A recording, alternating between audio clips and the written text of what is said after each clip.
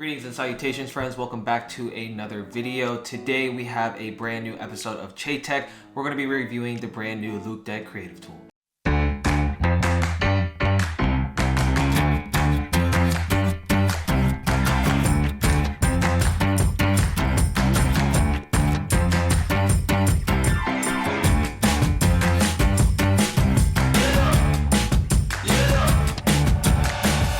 Now I have done an unboxing and initial impressions, which I'm going to play right now.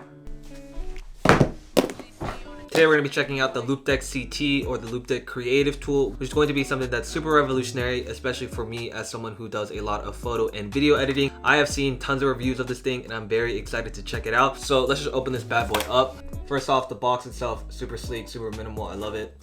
Open it up.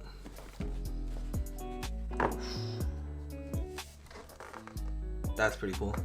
But all right, let me give you a little bit of a better look at this thing. But the Loupedeck creative tool basically is a video editing work bay, which allows you to assign these functions and buttons to a bunch of different commands. Basically anything you want to do in Photoshop, Premiere, Lightroom, After Effects, you can basically assign one of these buttons to do it.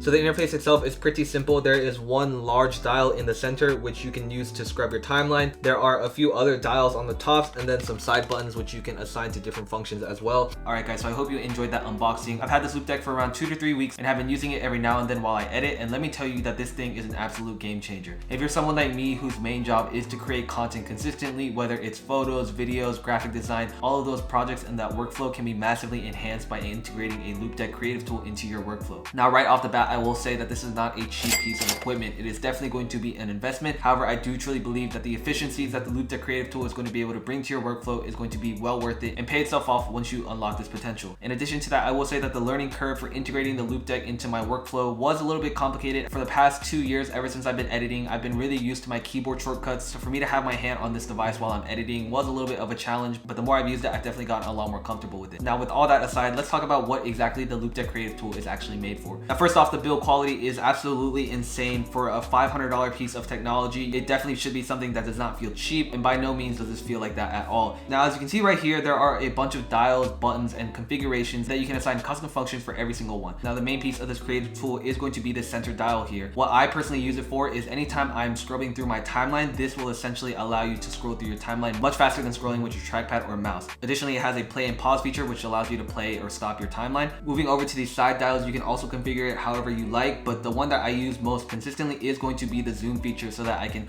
zoom in and out of my timeline pretty quickly, all just by rotating this dial right here.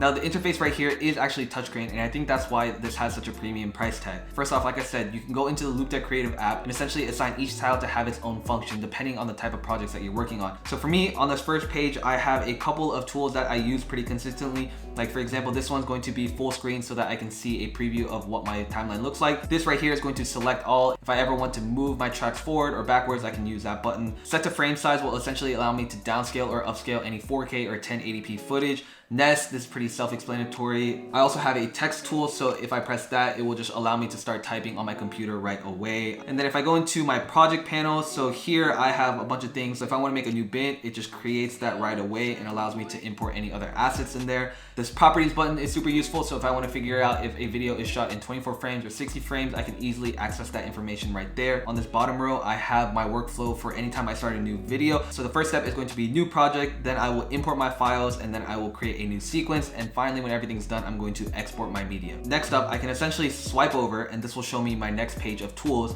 And here is really where I like to do the majority of my editing. So as you can see, I have something like the blade tool. So if I just want to quickly cut, I can easily make these cuts right away. And then a huge time saver is going to be this undo button. So if I just want to undo all of that, I can just press the button right there. So if you look at something like my completed timeline right here, essentially, let's say I want to take this clip out, I can essentially just press clear and it will get rid of that right away. I can also press ripple delete and it will move all of that back to the beginning of that playhead. If I want to undo that, I'm just going to press undo. And then if I want to split this clip up, all I have to do is press the blade tool and it will do that right away.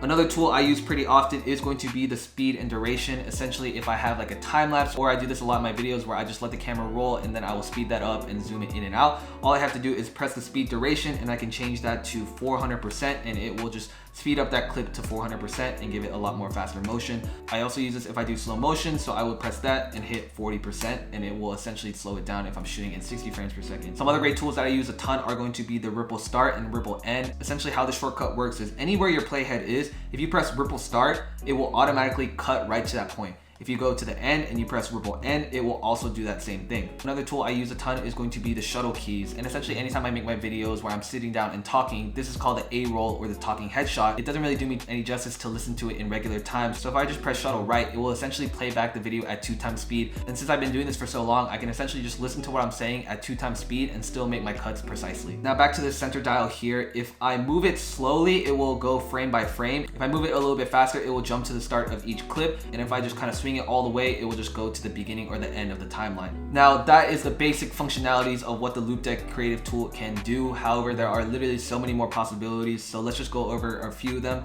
If I press this 2 right here, it will essentially take me to the color panel tab. And what this is used for is anytime you want to color grade your footage. So let me just find a good clip real quick.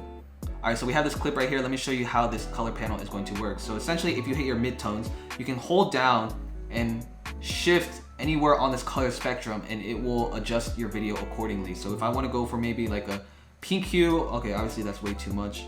So as you can see, as I move my finger around this circle, it will essentially change the color of the midtones. And by using the dial, it will essentially increase or decrease the saturation. Now right here, if I press the basic correction, this is where I do the majority of my color correction. Basically, if I want to change the temperature, I can use these dials right here and it will either make it warmer or brighter. I'll probably go for right around here, make it that a little bit brighter. Saturation, I'll probably leave that right here. The tint, if you want to give it a green or pinkish tint, and then your blacks as well. So using these 6 knobs to really do my basic color correction is honestly game changing, because rather than just fidgeting with my mouse and trying to get it as accurately as I can, I now have much more precise control just using these dials to get exactly the color I want. Now in all honesty, I've not been using this a ton for the color grading aspects because I normally use my LUTs, but it is going to be a feature that I'm going to consistently train myself at. Now finally, if you move over to the third panel, this is where you can adjust your audio. So anytime I have background music, I will just press gain, and then I will usually just set it to 25 so that you can still hear my voice but have the background music much lower. Once again, using these knobs, you can also adjust the audio height as well as the video height. If you ever need to do really fine-tuned cuts, this helps out a ton. Now I know I've been talking about video editing a ton, however this tool is actually really applicable for a ton of Adobe and a bunch of other apps for both Mac and Windows computers.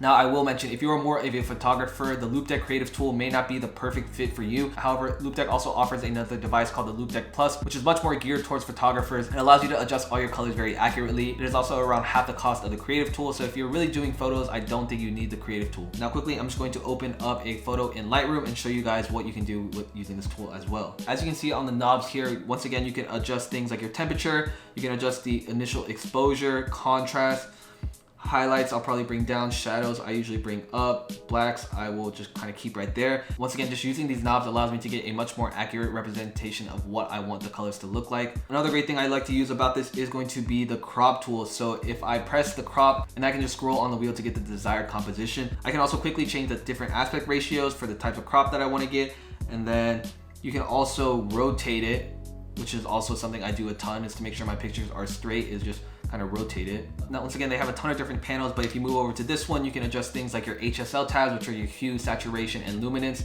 So if I want to bring down the reds in this or bring down the saturation, I can easily adjust that right there. I can do that with any other color I want and really just, whoa. Play around with it to your heart's desire. Now finally, if you are not in an open application on your Loupedeck, it actually just pulls up a screen like this. First off, it just has a clock, which I think is a really nice touch. You can also assign the applications that you use the most frequently, and it will just open them up right away. If you're listening to music, you can also adjust things like your volume, you can adjust the screen brightness, you can do a bunch of things using the Loupedeck creative tool that honestly just change your entire workflow and the way that you approach creativity. Huge shout out to Loupedeck for sending this over. In all honesty, I actually purchased a unit myself because I wanted it really badly when I first saw it. However, they were gracious enough to send one over for me to check out. So if you're interested, I will have a link in my description down below where you can check it out. If you are someone who does any type of creative work for a living, I highly recommend investing in this. It will not only increase your productivity, but also increase the number of clients that you're going to be able to get, because it's just going to enhance your workflow, allow you to master your craft, and just become a better creative. Guys, if you enjoyed this episode of Chae Tech, make sure to leave a like down below. Let me know what other pieces of tech I should review, and as always, don't stress, finesse. Peace.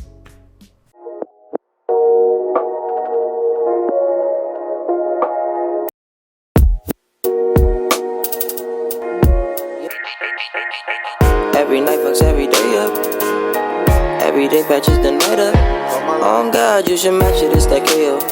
No white lighters till I fuck my 28th up. 1998, my family had the Acura. Oh, the legend. Every night fucks every day up.